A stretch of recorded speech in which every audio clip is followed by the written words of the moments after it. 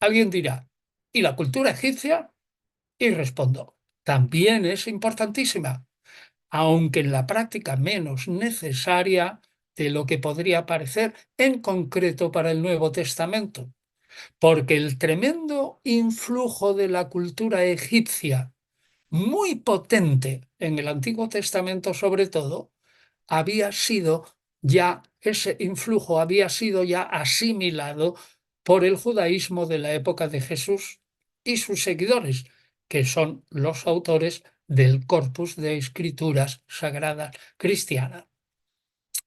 Es preciso conocer bien el judaísmo de la época de Jesús y el mundo inmediatamente anterior. Hay que leer sobre todo lo que se denomina técnicamente la literatura de la época del Segundo Templo, es decir, desde el 586 antes de nuestra era, momento de la destrucción de Jerusalén y el primer templo por Nabucodonosor, hasta el 70 después de Cristo, destrucción del segundo templo, renovado por Herodes el Grande, destrucción por las fuerzas de Vespasiano y Tito.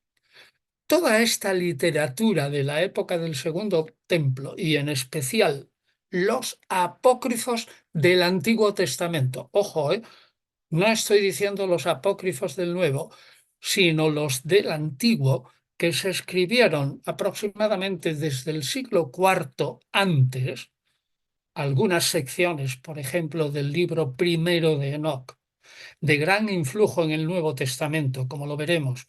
Por ejemplo, la parte denominada Libro de los Vigilantes o Ángeles Rebelde, hasta los grandes apocalipsis que corren parejos a la formación de la literatura neotestamentaria, que son el Apocalipsis de Baruch y el libro cuarto de Esdras. Todo esto hay que conocerlo. Hay que conocer, por supuesto, yo lo citaré con los textos. Hay que conocer, por supuesto, bien la literatura de Qumran o manuscritos del Mar Muerto. No porque hablen encriptadamente de Jesús y del Nuevo Testamento, que no es así en absoluto. Eso es un bulo, sino porque nos muestran cómo era el judaísmo que imperaba en tiempo de Jesús y sus primeros seguidores, un judaísmo mucho más complejo y variado que el de hoy día.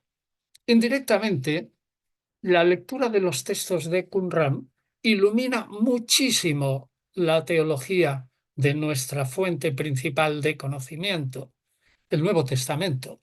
Explica, entre otros temas, qué pensaban los judíos de la época de Jesús, del Mesías, del fin del mundo, del modo de guardar la ley de Moisés, de la vida de ultratumba, del trato con Dios, del pesimismo radical, el mundo de aquí, el mundo futuro, de ángeles y demonios, etcétera, etcétera. Luego, es necesario conocer la religiosidad del mundo grecorromano, porque el cristianismo, cuyo fundamento es sin duda Jesús de Nazaret, pero no su fundador, nace el cristianismo en el Mediterráneo oriental. Se precisa, pues, conocer la religión griega, el mundo del platonismo vulgarizado, del estoicismo, del sistema filosófico cínico, de la filosofía grecorromana como religión y los valores éticos o morales que inculcaban a las gentes. Preciso que citemos algo de magia, de las creencias de ultratumba de ese mundo grecorromano. ¿Cómo pensaban en el Mediterráneo oriental que era la constitución del ser humano, es decir, la antropología? Y muy en especial, ¿qué pensaba del ser humano el orfismo y de su salvación los cultos de misterio a que ya saben ustedes que están destinados o estaban destinados a conseguir la salvación a cualquier precio. Y cómo no, el culto al emperador, al que se opone conscientemente Jesús de Nazaret, y el cristianismo primitivo que lo tiene a Jesús como único rey. Como puede deducirse por lo que he dicho, para estudiar bien a Jesús de Nazaret hay que emplear toda la vida para saber algo sólido de todos estos campos que he mencionado. Por ello se entenderá mejor lo que yo he proclamado muchas veces. Es preciso hablar con fundamento y seriedad de Jesús de Nazaret y de la religión cristiana. No es como hablar de política y religión en general, de lo que al parecer todo el mundo entiende y opina. No es así.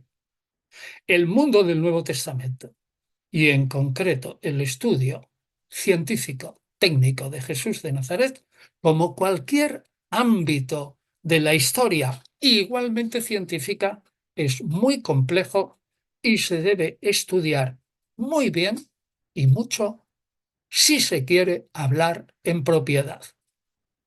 Lo que he dicho hasta ahora, hasta el momento, sería la base, como dije al principio, por hipótesis de un especialista. No es este el caso de nuestro curso, porque se sobreentiende que ustedes se van a fiar de mí y del hecho de que yo he procurado dedicarme en serio a estos estudios pues durante muchísimos años. Ahora bien, fíjense, si preguntamos a la gente, se puede hablar directamente de Jesús de Nazaret, es decir, se puede abrir los evangelios en una traducción, leer los evangelios en más y deducir las consecuencias que se me van viniendo a la cabeza. ¿Es esto posible? Algunos dirán que sí, pero por lo que dije hace un momento, que porque la gente opina que de religión y de política puede hablar todo el mundo. Ahora bien, la verdadera respuesta a esa pregunta, abrir los evangelios y hablar, pues la pregunta es radicalmente negativa. Y la razón es clara. Para hablar de Jesús de Nazaret con propiedad hay que abordar esos conocimientos de los que yo he hablado, las lenguas precisas, el entorno, cultura, textos, etc. Pero hay además otros campos que quiero enumerar. Y enumero solo los principales, porque voy a dejar campos, pues, como ahora muy de moda, el estudio sociológico, o, en fin, otras cosas. Pero voy a echar una ojeada muy breve a la historia de la investigación sobre Jesús y el Nuevo Testamento. La mayoría de las preguntas que se me formulan y a menudo la mayoría de ciertos disparates que se dicen en el ámbito de la historia del cristianismo, bueno, y en toda historia o ciencia en general, se debe a que la gente desconoce cómo se ha ido desarrollando la historia de la investigación, de la materia que sea, cómo se han ido proponiendo los problemas. ¿Qué hipótesis o propuestas se han planteado para resolverlas? ¿Qué hipótesis o cuáles de ellas se han ido desechando a lo largo del tiempo? ¿Qué terrenos están ya muy bien explorados? ¿En qué ámbitos no vale la pena meterse porque no se obtiene nada? Así pues, es necesario, aunque sea muy brevemente, y lo haré, que veamos cómo el estudio sobre Jesús, sobre el Nuevo Testamento y los orígenes del cristianismo, cómo ese estudio nos permitirá observar cómo se ha ido desarrollando, qué es lo que parece a la ciencia de la historia válido y qué es lo que no vale.